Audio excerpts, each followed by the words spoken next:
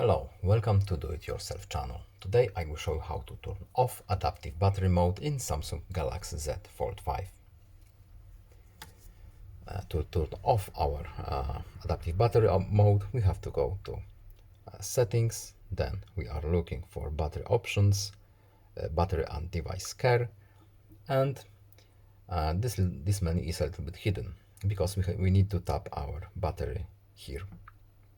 And as you can see, we have all the interesting information here, but more battery settings. Our mode is hidden here, adaptive battery. By default it's turned off, but if for whatever reason it's turned on and we want it off, it's right here.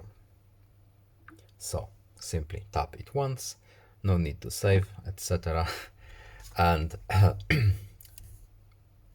And that's all. I hope this video was helpful to you. Please leave a like and subscribe. Have a nice day and see you in the next video. Goodbye.